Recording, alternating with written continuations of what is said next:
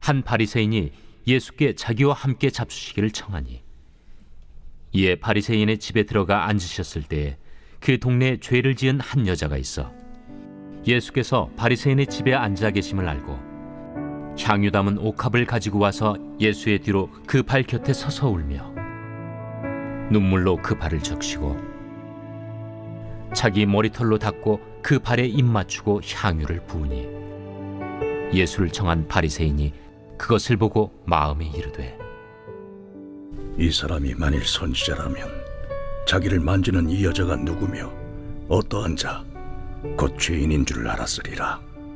시몬아, 내가 네게 이를 말이 있다. 선생님, 말씀하소서. 빚 주는 사람에게 빚진 자가 둘이 있어 하나는 500데나리온을 줬고 하나는 50데나리온을 줬는데 갚을 것이 없으므로 둘 다 탕감하여 주었으니 둘 중에 누가 그를 더 사랑하겠느냐? 내 생각에는 많이 탕감함을 받은 자니이다.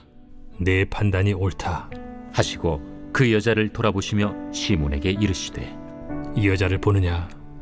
내가 네 집에 들어올 때 너는 내게 발 씻을 물도 주지 아니하였으되 이 여자는 눈물로 내 발을 적시고 그 머리털로 닦았으며 너는 내게 입 맞추지 아니하였으되 그는 내가 들어올 때로부터 내 발에 입 맞추기를 그치지 아니하였으며 너는 내 머리에 감람유도 붓지 아니하였으되 그는 향유를 내 발에 부었느니라.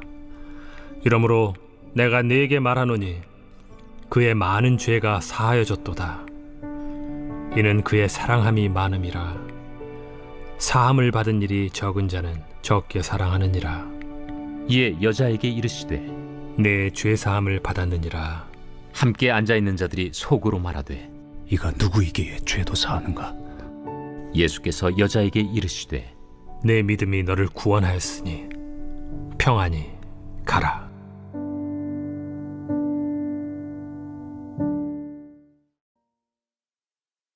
오늘 함께 묵상할 말씀은 누가복음 7장 36절에서 50절까지 말씀입니다.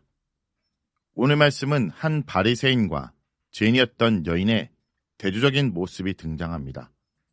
이 이야기를 통해 우리가 예수님 앞에 가져야 될 태도가 무엇인지, 그리고 죄 용서함을 받은 자가 어떤 삶을 살아야 하는지 살펴보겠습니다. 예수님께서는 바리새인 시몬의 초대를 받아 그의 집에서 식사를 하시게 됩니다. 당시 유다 문화에서 손님을 맞이할 때 발을 씻길 물을 주고 입맞춤으로 환영하며 머리에 기름을 부어 존경을 표하는 것이 일반적인 한대 방식이었습니다. 그러나 시몬은 이러한 기본적인 예의도 갖추지 않았습니다. 이는 그가 예수님을 단순한 손님으로만 여겼을 뿐 주님으로 인정하지 않았음을 보여줍니다. 반면 그 자리에는 한 여인이 등장합니다. 성경은 그녀를 죄를 지은 여자라고 표현하므로 그녀가 공공연한 죄인임을 말합니다.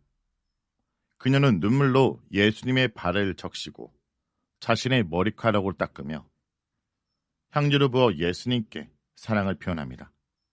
사람들은 그녀를 정죄했지만 그녀의 행동은 예수님에 대한 깊은 사랑과 회개의 표현이었습니다.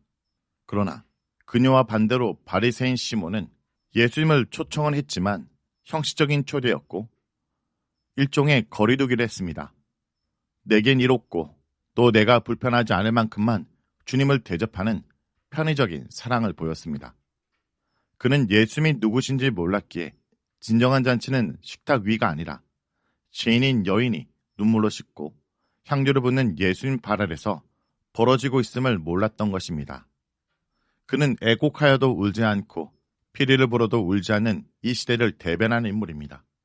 그래서 그는 예수님과 여인을 보며 어떻게 죄인에게 거리두기를 하지 않고 죄인의 대접을 받는지 예수님을 정죄했을 것입니다. 또 바리새인은 예수님을 마음속으로 의심했을 것입니다. 죄를 지은 부정한 여인이 자기에게 접촉하는 것을 예수님이 가만히 놔두고 계시기 때문에 예수님이 구약의 정결 예법을 무시하거나 아니면 이 여인이 부정하다는 사실을 모른다고 생각했을 것입니다. 그러나 오히려 바리새인은 예수님이 부정한 것을 거룩하게 만드시는 분인 줄 몰랐습니다. 부정한 사람의 영향을 받는 것이 아니라 오히려 선한 영향을 끼치는 분인 줄 몰랐습니다. 예수님은 바리새인의 생각을 꿰뚫어 보시고 마침내 그 이름을 부르십니다. 그리고 빛과 탕감의 예를 들어 예수님의 재용서로 설명하십니다. 어떤 사람에게 빚진 두 사람이 있었는데 한 사람은 500데나리온을, 다른 한 사람은 50데나리온을 빚졌습니다. 그런데 둘 다 갚을 능력이 없었기에 채권자가 그 빚을 탕감해 주었습니다. 예수님은 시몬에게 이 둘 중에 누가 더 그를 사랑하겠느냐라고 물으셨고, 시몬은 더 많이 탕감받은 자가 더 사랑할 것이라고 대답합니다. 이 비유의 핵심은 우리가 하나님 앞에서 모두 죄인이며 죄 크고 작음이 중요한 것이 아니라 용서받은 자가 얼마나 감사하며 사랑으로 반응하는지가 중요하다는 것입니다. 시몬은 자신을 의롭다고 여기며 예수님께 최소한의 존경만 보였지만 여인은 자신의 죄를 깊이 깨닫고 예수님께 최고의 사랑을 표현했습니다. 예수님은 시몬에게 내가 나를 초대했지만 나에게 발 씻을 물도 주지 않았다. 그러나 이 여인은 눈물로 내 발을 적셨다 라고 말씀하십니다. 그리고 이 여자의 많은 죄가 사해졌도다. 이는 그의 사랑함이 많음이라 선언하십니다. 여인의 헌신은 용서받은 사랑에 대한 감사에서 나왔습니다. 아마 이것이 두 사람의 첫 만남은 아니었고 언젠가 여인은 예수님에게서 이미 용서를 경험했을 것입니다. 예수님께 받은 은혜에 대한 감사와 사람들에게 냉대를 받는 예수님을 향한 슬픔이 교차되어 사람들의 치고 예수님 발 앞에까지 나아가 눈물과 향유로 극진히 대접한 것입니다. 용서받을 필요가 없다고 생각했기에 사랑받을 기회를 잃어버린 시몬의 냉대와 대조됩니다. 가장 소중한 향유값을 깨뜨려 예수님을 대접할 만큼 그녀에게 예수님은 세상에서 가장 소중한 존재였습니다. 예수님께서는 그녀의 죄를 용서하시고 내 믿음이 너를 구원하였으니 평안히 가라 라고 말씀하십니다. 이는 우리가 구원을 얻는 방식이 선행이나 의가 아니라 전적으로 예수 그리스도의 은혜와 용서에 대한 믿음임을 보여줍니다. 오늘 이야기에서 우리는 중요한 두 가지를 생각할 수 있습니다. 우리 모두는 죄인이며 하나님의 용서가 필요하다는 것입니다. 시몬은 겉으로 보기에는 경건해 보이지만 자신의 죄를 깨닫지 못했습니다. 반면 여인은 자신의 죄를 인정하고 예수님께 나아갔습니다. 우리도 하나님 앞에 겸손히 자신의 죄를 인정하고 예수님의 용서를 받아야 됩니다.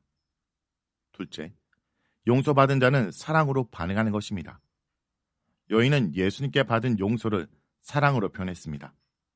우리가 하나님께 받은 은혜를 기억하며 그 사랑을 삶에서 실천해야 합니다.